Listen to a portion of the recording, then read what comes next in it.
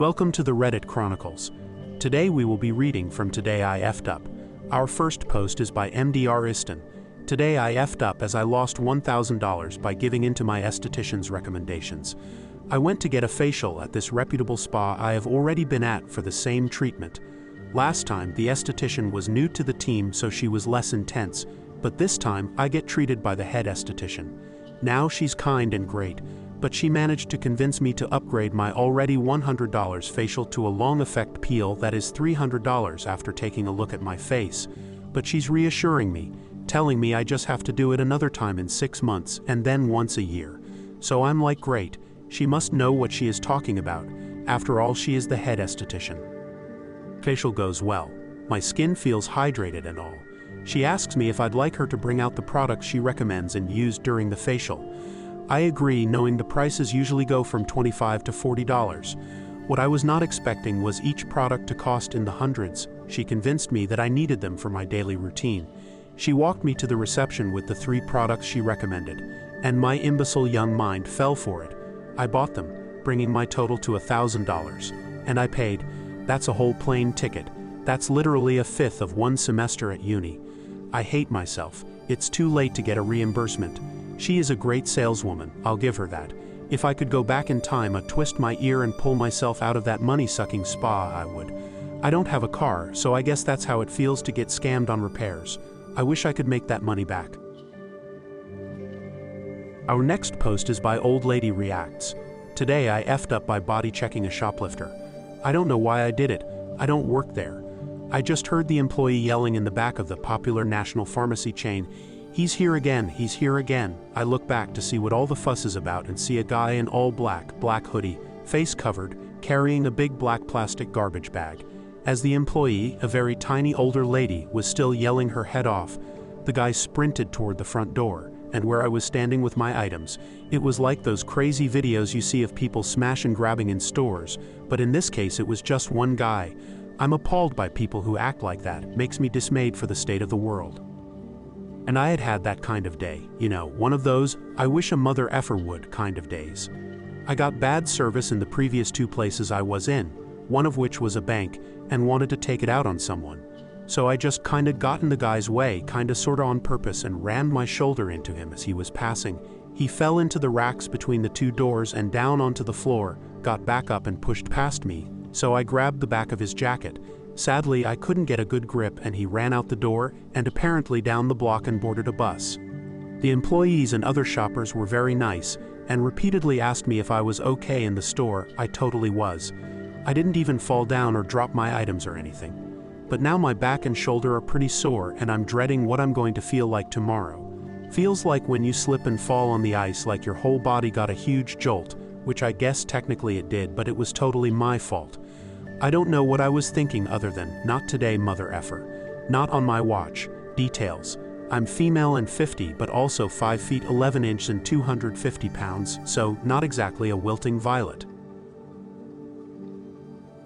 Our next post is by Kami. Today I effed up by speaking Japanese before I knew what I was saying. This just happened hours ago, and I'm still reeling from my absolute hubris. After a decade of watching anime and listening to J-pop, I felt I was more than ready to learn Japanese formally. I attended class for the first time in my life, and I started right from the beginning, right at the pre-elementary grade. All goes well for 3 hours. We learned some hiragana alphabets, basic greetings, and how to tell the time. It was challenging, even for a weeaboo in denial like myself. The class was over before I knew it, and we were all packing up and saying sayonara to our sensei. As I packed, I wondered if I should say thank you for your hard work. After all, it was the first class. Everyone was shy and reserved, so the sensei had to power through a class that was largely unengaging. I have a history of not speaking up and regretting after, so I deliberated on whether to be brave and just say it. Plus, being kind never hurts, so as I left, I smiled at the sensei and confidently said, in true smarty pants fashion, I said in Japanese, "Sensei, thank you for your hard work." Sensei smiled and nodded, not expecting anything further. I walked out feeling like a superstar. Clap, clap, clap. The day should have ended on an encouraging note like that. But being as extra as I am, here comes the F up. As I was waiting for my bus home, I wanted to make sure that my understanding of the phrase was right. and as Google loaded, the blood drained from my face and rushed to my cheeks at the same time. Apparently the more appropriate phrase is another rendition of thank you for your hard work. So the phrase that I used is usually said from a superior position to a subordinate. I froze in terror. In my overconfidence, I have made some kind of sick power play on my teacher. To make things unnecessarily more dramatic, how the class works is that once you have locked in your class, the timing and teacher will remain the same. He will progress through the grades at the same day of the week, same time, and the students are encouraged to continue in the same time slot until all the grades have been cleared. I cannot express how utterly embarrassed I am right now. And on my first lesson, the next few months will be fun. I hereby solemnly vow not to open my troublesome mouth for the rest of the syllabus. Our next post is by Secret Cup. Today I effed up by destroying my chance with my biggest celebrity crush. Well, this actually happened a few weeks ago.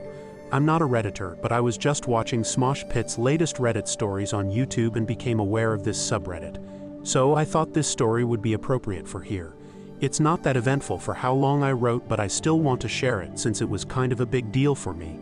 So I'm not gonna say her name because I don't want this to make any headlines lol. She's a singer, not super famous, but still has a pretty big fan base. Like, whenever someone asks who my favorite artist is, I tell her name and I have to explain who she is every single time. Yet she does have more than 1 million subscribers on Instagram. I'm 27 years old and I've been a huge fan of hers for the past 4 to 5 years. Maybe her biggest fan. Before that, I didn't have any celebrity crushes. I remember that everyone had one in my teenage years. However, I never really understood how you would get so obsessed over someone you've never met. I understood it with her. I know her every single song. I must have watched every show she's been on, every interview she's given. I love her music and I love her personality, at least how she presents herself in those interviews. She's beautiful and has the kindest heart. Anyways, so a few weeks ago I was abroad for business-related reasons. After a long day of work in a small office, I wanted to walk to my hotel to get some fresh air. On my way there, I saw a bar. It seemed like a quiet place, so even though I was very tired, I went in to see what kinds of beers they had. I like trying different beers whenever I travel. I sat down and ordered one, and started mindlessly scrolling on my phone so I wasn't alone with my thoughts, as you do when you're sitting at a bar alone. After ordering my second beer, someone said hi. I turned around and saw her. Like, don't get me wrong, I've met women at bars before but never had a woman come up to me first. So that was new. And it was her of all people, her. So of course I thought I must have fallen asleep on my desk at work and I was dreaming. I was freaking out internally. Externally, I managed to keep my cool and said hi back. Since I couldn't believe who's standing in front of me, it was more like a hi, I guess. She said she saw me sitting alone, and she was alone as well, so she thought it might be nice to chat while enjoying our drinks. I said, of course, I mean, why not sit, and rather aggressively pulled up a chair. I was very, very excited and nervous. But it seemed like she still hadn't realized I was a fan. I told my name and she said hers, but I didn't say I already knew her because I wasn't sure about revealing that. At first I was a little awkward and talked about the weather, how nice the bar is and stuff. Then we've talked for another hour or so. The conversation was going pretty well, and thankfully I was much calmer at that point. Then I told her I was in the city for work and talked about what I do very briefly. Very boring job. I felt like Jim Halpert in the first season of The Office while describing it. She said she was there for work as well and said she makes music. At that point I thought I had to be honest. I said, I know, I'm a huge fan actually. I love your every song. I have all your merch. Her expression quickly changed from happy to disappointed, and she said, oh. That was the moment I realized I fucked up. Thinking about it now, maybe not telling that to her a little earlier was a bigger F-up. She said she doesn't think getting close with fans is appropriate. For a sec I was going to say, so we were going to get close, but thank goodness I didn't. She briefly explained why she thought it's wrong, and all I could say was, I respect that. And I really do, even though it hurt, and I don't agree with it 100%. Having a certain kind of power over people and choosing not to use that power for ethical reasons is quite respectable in my opinion. It got a little awkward again, and we've only talked for a few more minutes. She said we could take a selfie if I want to, so we did. I offered her my number and said maybe we could grab a coffee if she ever comes to my country. She accepted it, but probably out of politeness. Then I walked her to her car, and I'll probably never gonna see her in person again outside of a concert.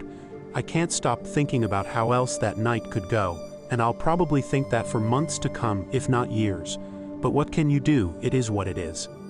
It's also weird that I went to a country I've never been before, decided to walk even though I usually don't, walked into a random bar, and met my biggest celebrity crush there. It's like universe aligned everything for me, and I managed to F it up.